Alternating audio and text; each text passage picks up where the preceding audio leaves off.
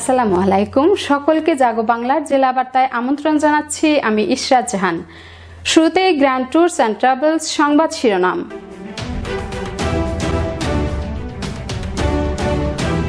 বৃক্ষ শোভায় দর্শনীয় হয়ে উঠেছে গোপালগঞ্জে বঙ্গমাতা শেখ ফজিলাতুন্নেসা মুজিব চক্ষু হাসপাতাল ক্যাম্পাস।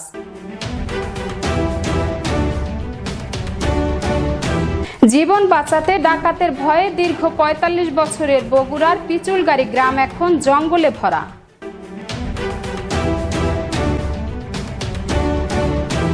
জয়পুরহাটে রাস্তা সংস্কারে পিচ গলানোর কাজে ঠিকাদাররা পোড়াচ্ছেন প্লাস্টিক দ্রব্য।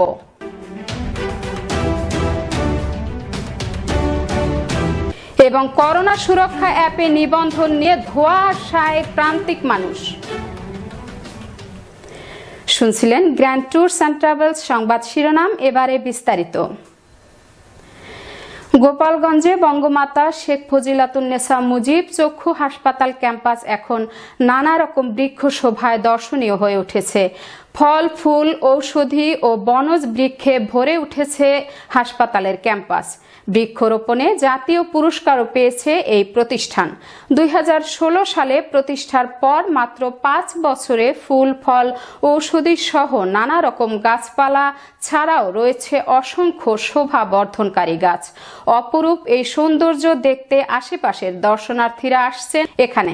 বঙ্গমাতা শেখ ফজিলাতুন্নেসা মুজিব চক্ষু হাসপাতালের পরিচালক জানান, চিকিৎসা সেবার বাইরেও প্রতিষ্ঠানটি এখন বৃক্ষপ্রেমীদের কাছে দর্শনীয় হয়ে উঠেছে। ২০১৭ সালে বৃক্ষরোপণে জাতীয় পুরস্কার লাভ করেছে গোপালগঞ্জ শেখ ফজিলাতুন্নেসা মুজিব চক্ষু হাসপাতাল। নানাবিধ গাছ, খুব দেখে একটা মনোরম পরিবেশ।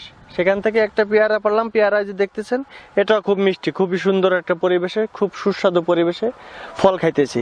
তা না, শুধু দেখলাম যে গাছ গাছালিতে পাক পাকলে মানে একটা মনোরম পরিবেশ করে একটা চক্ষু হসপিটাল গঠিত হয়েছে আমাদের গোপালগঞ্জে। দেখে খুব মনটা ভরে গেল। ঔষধি ফল গাছ আছে, ফলের বাগান আছে, ফুলের বাগানগুলো অনেক সুন্দর, পরিবেশটা সত্যি খুবই সুন্দর। যা দেখার জন্য রোগীর লোক প্লাস বাইরে থেকে অনেক লোক আসে। হাসপাতালের মান উন্নতি অনেক খুবই ভালো এবং ডাক্তারদেরও তারা ভালোভাবে আমাদেরকে দেখছেন এবং এখানকার প্রকৃতি দেখে আমার মনটা আসলে ভরে গেছে। এখানে অনেক ফুল গাছ, ফল গাছ চারোদিকে দেখতেছি, লাল সবুজ। এছাড়া শীতকালে ফুল গাছগুলো এবং প্রকৃতি দেখেই মনটা আসলে ভরে যাওয়ার মতো। প্রতি রাতে গ্রামে হামলা চালাতো ডাকাত, লুটে নিত অর্থকড়ি, জ্বালিয়ে দিত ঘর। জীবন বাঁচাতে বাপদাদার ভিটা ছেড়ে সবাই চলে যায় অন্য গ্রামে। দীর্ঘ ৪৫ বছরে বগুড়ার পিচুলগাড়ি গ্রাম এখন জঙ্গলে ভরা। ভুক্তভোগীরা বলছেন, নিরাপত্তার ব্যবস্থা হলে আবার প্রাণ ফিরে পাবে গ্রামটি। জলা জঙ্গল পরিত্যক্ত বাপের ভিটায় এখনো স্মৃতির খোরাক খোঁজেন মুজিবুর রহমান মণ্ডল। একসময় এই পিচুলগাড়ি গ্রামের বাসিন্দা ছিলেন তিনি, কিন্তু ডাকাতের ভয়ে ৪৫ বছর আগে ছেড়ে যান বাপের ভিটা। পাশের গ্রামে জমি কিনে বেঁধেছেন ছোট্ট ঘর।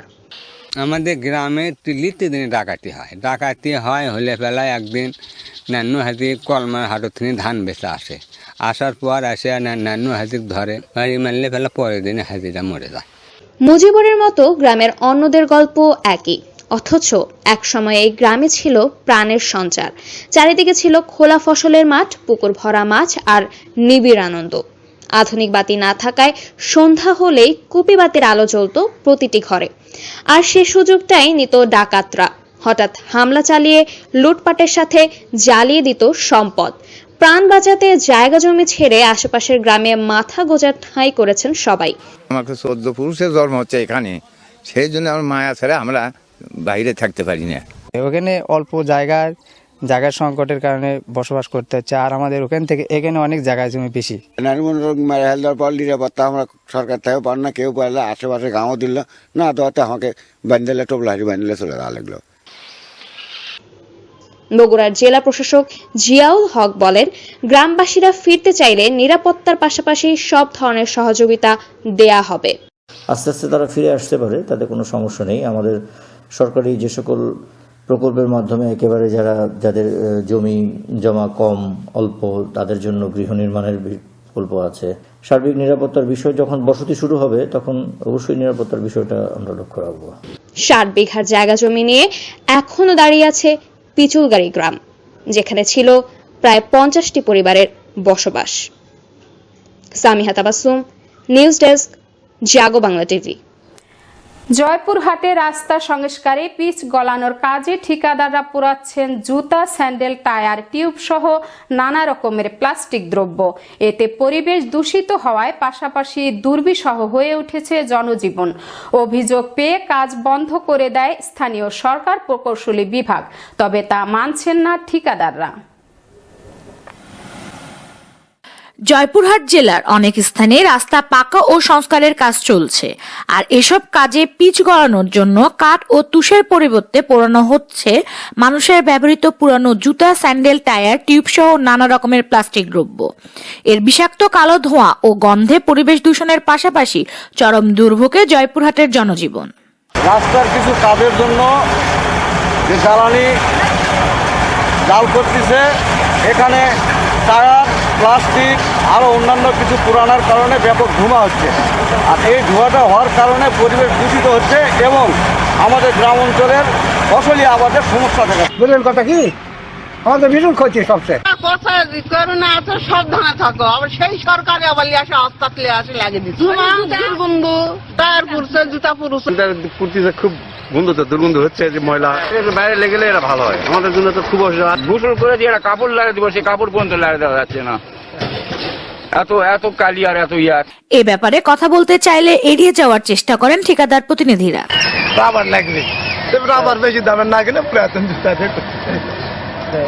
ওরা হলে করার কি, ওরা হলে করার কি। এটা আসলে হেডমিস্ত্রি যে ওনার সঙ্গে কথাটা বলা ভালো, ওই বিষয়টা নিয়ে পারলে উনি হয়তো বা তুষ গুড়া এটা নিয়ে আসে।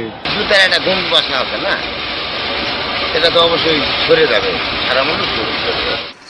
স্থানীয় সরকারি বিভাগের প্রকৌশলী জানালেন, এলাকাবাসীর অভিযোগ পেয়ে কাজ বন্ধ করে দেওয়ার নির্দেশ দেওয়া হয়েছে। ওই কাজ বন্ধ করে দেন, ওই যে টায়ার বাঁধলে কাজ বন্ধ করে দেন, আমার দরকার নেই, আমি এখানে ঝামেলা করতে যাবো। ওকে বলা হয়েছে, কালকে বলা হয়েছে নিশ্চিত করছে, আজকে নিশ্চিত করছে, বন্ধ করে দেন কাজ। ওই যে টায়ার করাচ্ছে, টায়ার বাদ দিয়ে দেন, টায়ার আছে কিনা, টায়ার জুতা টুতা এগুলো করাচ্ছে, দুর্গন্ধ পরিবেশ দূষণ হচ্ছে। ইউনো স্যার আমাকে বলছে কালকে, তাকে কালকে আপনাকে বলছে, ঠিকাদারকে বলছে, সবাইকে বলছে, তারপরে যদি এই কাজ করতে বন্ধ করে দেন ওখানে, আমি এইভাবে কাজ করবো। হ্যাঁ, জেলা সিভিল সার্জন জানালেন, প্লাস্টিক পোড়ানোর ফলে সৃষ্ট ধোঁয়ায় পরিবেশ দূষণ সহ মানুষের শ্বাসকষ্ট, অ্যাজমা ও নানা রকমের স্বাস্থ্য ঝুঁকি রয়েছে। যে কোনো কার্বন পার্টিকেল, বিশেষ করে প্লাস্টিক, জুতা, স্যান্ডেল, পলিথিন এই জাতীয় জিনিস যদি পোড়ানো হয়, সেটা যে পারপাসে পোড়ানো হোক, সেটার থেকে যে ধোঁয়া নির্গত হয় সেটাতে বিষাক্ত পদার্থ থাকে এবং এটা জনস্বাস্থ্যের জন্য হুমকিকর। এবং এটা যদি কেউ দীর্ঘদিন এই বাতাস তার নিঃশ্বাসে নেয়, তাহলে তার ফুসফুসে বিভিন্ন ধরনের প্রদাহজনিত রোগ হতে পারে এবং শ্বাসকষ্ট সহ এমনও হতে পারে ক্যান্সার পর্যন্ত হতে পারে, সেটা যদি দীর্ঘমেয়াদী হয়। সরকারি নির্দেশনা না মানায় ঠিকাদারের বিরুদ্ধে আইনগত ব্যবস্থা নেওয়ার দাবি এলাকাবাসীর। আনিকা তাবাসসুম নদী, ডেস্ক রিপোর্ট, জাগো বাংলা টিভি। আগামী 7 ফেব্রুয়ারি থেকে টিকা প্রয়োগ শুরু হচ্ছে সব জেলা ও উপজেলায়। তবে সুরক্ষা অ্যাপে নিবন্ধন নিয়ে ধোঁয়াশা কাটেনি প্রান্তিক জনগোষ্ঠীর। অনেকে বলছেন অ্যাপস নিয়ে জানা নেই তাদের, যদিও প্রশাসন বলছে প্রচারণামূলক কার্যক্রম চালানো হচ্ছে নিয়মিতই। করোনা ভ্যাকসিন নিতে হলে নিবন্ধন করতে হবে সুরক্ষা অ্যাপে।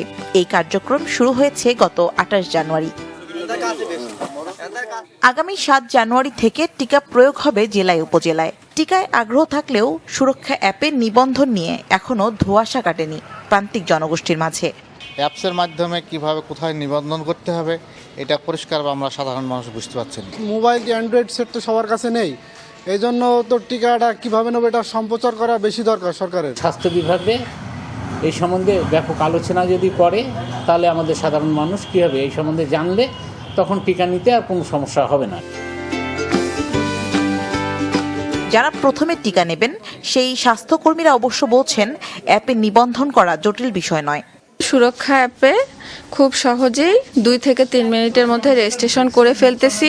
একজন রেজিস্ট্রেশন সম্পন্ন করলে পরের জন বা ওই একই এনআইডি দিয়ে আপনি আর দ্বিতীয়বার কেউ করতে পারবে না। ফ্রন্টলাইনটা আমরা যখন আছি, আমরাই প্রথম আগে সাহস করে নিয়ে দেখাবো যে এটা নিলে সুরক্ষিত থাকা যায়। স্বাস্থ্য বিভাগ বলছে আগামী রোববার থেকে কর্মযজ্ঞ শুরুর প্রস্তুতি প্রায় শেষ। আপাতত কোনো কিছুতেই সংকট নেই। এই অ্যাপের রেজিস্ট্রেশন কাজ অলরেডি আমরা শুরু করেছি এবং অনেকেই ইতিমধ্যে রেজিস্ট্রেশন করে ফেলেছেন। সুরক্ষার যে ওয়েবসাইট, এটা রেজিস্ট্রেশন করার জন্য আমরা সার্বিকভাবে আমাদের স্বাস্থ্য ডিপার্টমেন্টের মাধ্যমে এটা প্রচার চালাচ্ছি। জেলা প্রশাসন মহোদয়ের মাধ্যমে প্রচারণা হচ্ছে।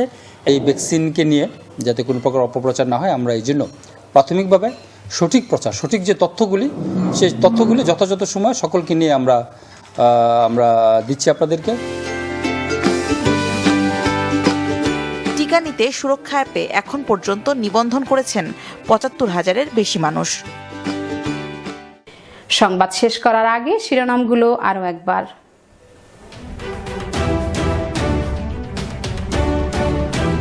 বৃক্ষ শোভায় দর্শনীয় হয়ে উঠেছে গোপালগঞ্জে বঙ্গমাতা শেখ ফজিলাতুন্নেসা মুজিব চক্ষু হাসপাতাল ক্যাম্পাস।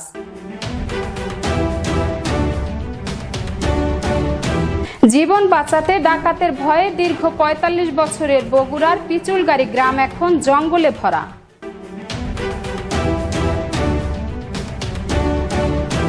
জয়পুরহাটে রাস্তা সংস্কারে পিচ গলানোর কাজে ঠিকাদাররা পোড়াচ্ছেন প্লাস্টিক দ্রব্য।